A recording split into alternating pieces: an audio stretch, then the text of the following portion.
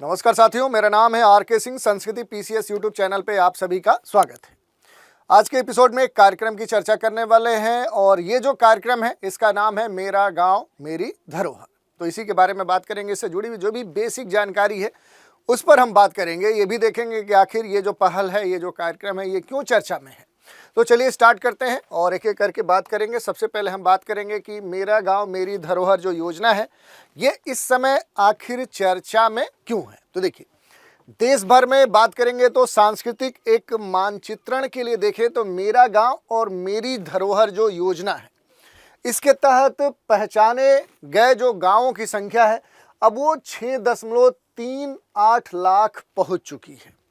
इनमें से देखें तो लगभग क्या है कि 6 लाख से भी अधिक जो गांव हैं उनका जो डेटा है वो व्यापक स्तर पे इसके पोर्टल पर अपलोड कर दिया गया है। और अपने दस्तावेजीकरण कार्यों के तहत देखें तो ये जो मेरा गांव मेरी धरोहर जो योजना है इसके प्रमुख जो तत्व हैं एक विस्तृत श्रृंखला को शामिल करते हुए जिसमें मूर्त और अमूर्त दोनों प्रकार के जो तत्व हैं उनको शामिल किया गया। और इसी कारण से देखें तो ये जो कार्यक्रम है ये खास तौर पे इस समय चर्चा का विषय बना हुआ है। तो इसके बारे में देखेंगे कि ये न्यूज़ विशेष तौर पे देखें तो इस समय चर्चा का सबब बनी हुई है। और इसी न्यूज़ के आधार पर चूँकि ये पूरा जो कार्यक्रम है मेरा गाँव मेरी धरोहर, ये अलग अलग जो परंपराएँ हैं, जो पद्धतियाँ हैं, जो विरासत हैं, उन संपदाओं के एक तरह से देखें तो मान्यता प्रदान करने वाले जो भी प्रमाणिक या ग्राम स्तरीय जो भी सांस्कृतिक प्रोफाइल है वो तैयार करते हुए किसी भी ग्रामीण पहचान को क्या करता है, ये पहल सुदृढ़ करता है। और मेरा गांव मेरी धरोहर जो पोर्टल है उस पोर्टल के माध्यम से समुदाय आधारित कम्युनिटी बेस्ड पर ये देखें तो पूरा जो डॉक्यूमेंटेशन है, जो दस्तावेजीकरण है और जो जन आधारित सत्यापन है उसको भी सक्षम करके क्या करता है, सामुदायिक जो भागीदारी है उसको ये और प्रमोट करता है। एक ही राष्ट्रीय पोर्टल पर संरचित जो भी कह सकते हैं सांस्कृतिक जो डेटा है उनकी जो उपलब्धता है, सांस्कृतिक जो क्लस्टर है उसके विकास को प्राथमिकता देता है। विरासत जो पर्यटन या पारंपरिक जो कौशल है उसको ये फिर से संरक्षित करता है, उसे और प्रमोट करता है, उसको बढ़ावा देता है। और योजना बनाने में ये सारे तत्व सहायक भी होते हैं। इससे फ़ायदा क्या होता है कि जो भी सतत आजीविका है उस सतत आजीविका के बनाए रखने के उसके सृजन के लिए ग्रामीण आर्थिक जो विकास है उसमें खास एक योगदान मिलता है। अगर इस पूरे पहल के बारे में अगर हम थोड़ा सा डिटेल में बात करें कि मेरा गांव मेरी जो धरोहर है, ये जो योजना है मेरा गांव मेरी धरोहर, ये भारत सरकार का एक राष्ट्रीय सांस्कृतिक दस्तावेजी कार्यक्रम है। ये नेशनल स्तर पर संचालित किए जाने वाला कल्चरल कह सकते हैं कि एक डॉक्यूमेंटेशन प्रोग्राम है। और उद्देश्य क्या है तो देश के प्रत्येक गांव की जो विरासत है उसकी जो अपनी कह सकते हैं हेरिटेज है, उसकी जो संस्कृति है, उसकी जो परंपराएं हैं, रीति रिवाज है, वहाँ का कोई भी कला या इस तरह का कोई जीवन शैली है उसका विस्तृत रिकॉर्ड डॉक्यूमेंटेड स्तर पे तैयार करना। और ये जो कार्यक्रम है ये खास तौर पे देखेंगे भारत में जो कल्चरल डिजिटल जो इकोसिस्टम है उसको ये मजबूत कर रहा है। तो ये सबसे महत्वपूर्ण बात है कि रूरल स्तर पे ये जो कार्यक्रम है उन क्षेत्रों के स्तर पे देखें तो वहाँ का जो भी कल्चर है उस कल्चर के स्तर पे आप देखेंगे तो कल्चरल जो भी डिजिटल है, डिजिटल स्तर पे उसे क्या कर रहा है, एक इकोसिस्टम ये बनाने का क्या कर रहा है, एक काम कर रहा है। तो ये अहम पहल है। कुछ और बातों की अगर हम चर्चा करेंगे कि मेरा गाँव मेरी जो धरोहर पहल है तो ये राष्ट्रीय सांस्कृतिक स्तर पे देखें तो एक मानचित्रण जो मिशन है उसके तहत सांस्कृतिक धरोहर की एक अखिल भारतीय पहल के तौर पे जाना जाता है। और इसे कब शुरू किया गया था तो इस पहल को 2023 में स्टार्ट किया गया था, प्रारंभ किया गया था। 23 देखें तो 27 जुलाई को ये जो कार्यक्रम है 2023 को स्टार्ट किया गया था। आज़ादी का जो अमृत महोत्सव है उसी के हिस्से के रूप में इसे एक तरह से देखिए आगे बढ़ाया गया था इस पहल को। और इस परियोजना के पीछे जो मुख्य विचार था, मुख्य जो थॉट था, जो सोच थी वो था कि भारत की जो संस्कृति है, उसकी जो परंपराएं हैं, उसके प्रति जो भी प्रशंसा है उसको प्रोत्साहित किया जाए। ग्रामीण स्तर पे ग्रामीण समुदायों में जो भी आर्थिक विकास है, सामाजिक एक सद्भाव है, कलात्मक जो विकास है उसको और प्रमोट किया जाए। और इसके तहत भारत की जो भी अमूर्त कह सकते हैं जो सांस्कृतिक संपत्तियां हैं उनका मानचित्रण किया जाए। और ये जो कार्यक्रम है ये राष्ट्रीय सांस्कृतिक जो मानचित्र मिशन है उसके तहत और इंदिरा गांधी जो राष्ट्रीय कला केंद्र है उसके द्वारा ये रेगुलेट किया जा रहा है। तो ये कई बार आपसे पूछा भी गया है, इसको आप ध्यान से देख भी सकते हैं। ये जो पूरा कह सकते हैं MGMD जो प्रोग्राम है, मेरा गांव मेरी पहचान वाला, इसके तहत देखें तो कई सारी श्रेणियां बनाई गई हैं, जिनके तहत कई सारी जो जानकारियां हैं वो क्या की जाती हैं, मेरा गांव मेरी धरोहर के तहत उसे डॉक्यूमेंट के स्तर पर रखा जाता है। तो कला, शिल्प गांव, पारिस्थितिकी रूप से उन्मुख जो गांव हैं उनके डेटा लिए जाते हैं। भारत की जो भी पाठ्य और शास्त्रीय जो परंपराएं हैं उनसे जुड़ा जो भी शैक्षणिक गांव है, या फिर रामायण महाभारत, या फिर पौराणिक कोई भी कथा है, या फिर मौखिक जो महाकाव्य हैं उनसे जुड़े हुए जो भी महाकाव्य गांव हैं, स्थानीय और राष्ट्रीय इतिहास से जुड़े हुए जो भी ऐतिहासिक गांव हैं, स्थापत्य विरासत वाले जो गांव हैं, या कोई अन्य विशेषता जिसे उजागर करने की अभी भी आवश्यकता हो, जैसे मछली पकड़ने वाले जो गांव हैं, बागवानी वाले गांव हैं, चरवाहा जो गांव हैं, उनको इसमें शामिल किया गया है। और जो भी डॉक्यूमेंटेशन होता है उसमें कई सारे जो तत्व हैं उनको शामिल किया जाता है। कुछ क्या होते हैं, टेंजेबल होते हैं, कुछ टेंजेबल नहीं होते हैं, यानी कुछ मूर्त होते हैं, कुछ अमूर्त होते हैं। तो दोनों तरह के सांस्कृतिक जो तत्व हैं उनका डॉक्यूमेंटेशन किया जाता है। कौन कौन से मूर्त तत्व हैं या फिर अमूर्त तत्व हैं, उन पर अगर बात करें तो टेंजेबल कल्चरल जो हेरिटेज है उसमें विरासत स्थल शामिल है, ऐतिहासिक स्मारक शामिल है, कला के अलग अलग रूप शामिल हैं, पारंपरिक जो भवन हैं वो शामिल किए गए हैं, अगर कोई मंदिर है, मठ है, स्थानीय कोई स्थल है उसे भी शामिल किया गया है।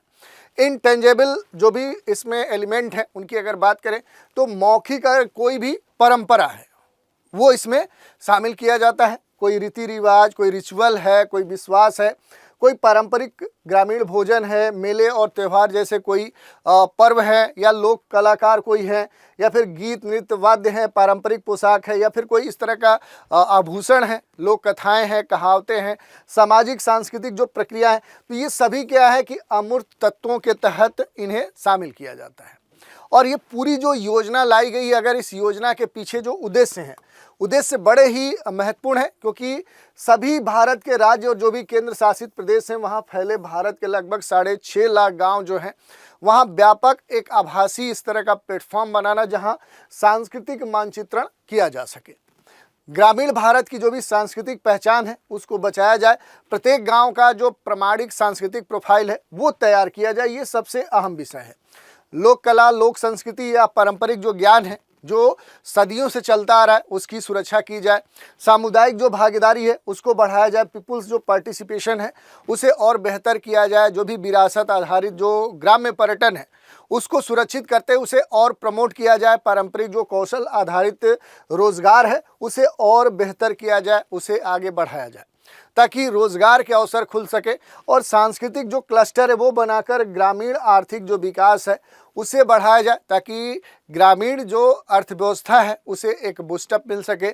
और डेटा पर आधारित एक खास कह सकते हैं कि उत्तरदायित्वपूर्ण जो नीति निर्माण है उसे लागू किया जाए। तो ये जो परियोजना है ये सबसे पूरे भारत के सभी राज्य और केंद्र शासित प्रदेशों के लिए एक व्यापक जो वर्चुअल प्लेटफॉर्म है उस पर सांस्कृतिक जो मानचित्रण है वो करने का एक प्रयास है।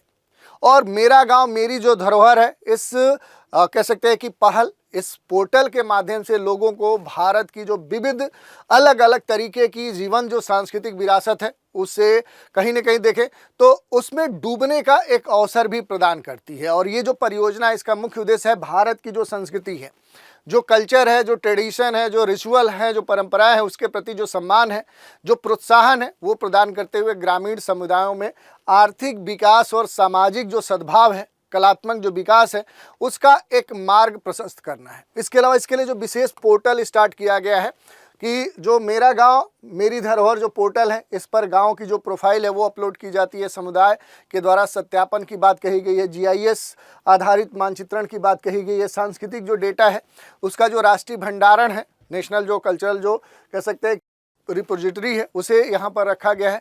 डिजिटल जो भारत में विकास को बढ़ावा दिया जा रहा है, डिजिटल जो इंडिया का एक स्लोगन है।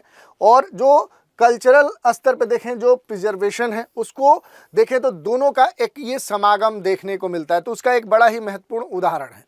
और ये जो कार्यक्रम है ये महत्व भी रखता है क्योंकि भारत की जो भी ग्राम संस्कृति है उसका व्यवस्थित जो रिकॉर्ड है वो इस कार्यक्रम के तहत रखा जाता है। जो भी अलग अलग सांस्कृतिक जो विविधता है भारत की उसके लिए देखें तो एम्पिरिकल जो डेटा सप्लाई है वो इसके माध्यम से किया जा रहा है। और अमूर्त जो सांस्कृतिक धरोहर है उनकी पूरी बृहद जो सूची है वो तैयार करने में ये कार्यक्रम अहम मदद कर रहा है। गवर्नेंस के स्तर पे देखेंगे तो जो पार्टिसिपेटरी जो गवर्नेंस है उसका ये उदाहरण प्रस्तुत करता है और मजबूत केंद्र राज्य के जो सहयोग है उसे भी प्रस्तुत करता है, ताकि स्थानीय निवासियों के स्तर पे, स्थानीय निकायों के स्तर पे क्या किया जाए, जो उनकी भूमिका है उसे और बढ़ाया जाए। और सबसे खास बात अर्थव्यवस्था, पर्यटन और सतत विकास के संदर्भ में है, क्योंकि एक सांस्कृतिक जो क्लस्टर है ये माइक्रो इकोनॉमी के लिए क्या हो सकता है, हब के रूप में विकसित हो सकता है। जो विरासत के स्तर पे जो एक पर्यटन है, जो टूरिज्म है, इससे क्या होगा कि ग्रामीण स्तर पे जो एक टूरिज्म विकसित किया जा रहा है, इससे ग्रामीणों की, ग्रामीण क्षेत्र की जो इकोनॉमिक स्थिति है उसे और बेहतर किया जा सकता है। और जो भी पहले से चलते आ रहे जो ट्रेडिशनल स्किल्स हैं, जो परंपरागत जो कौशल है, उसे क्या किया जा सकता है, उसे सुरक्षित किया जा सकता है उसके नेटिव प्लेस के साथ। इथिकल स्तर पे देखेंगे तो जो भी सांस्कृतिक एक कह सकते हैं कि सततता है उसे स्थापित किया जा सकता है। कम्युनिटी के स्तर पे इसे एम्पावर्ड किया जा सकता है।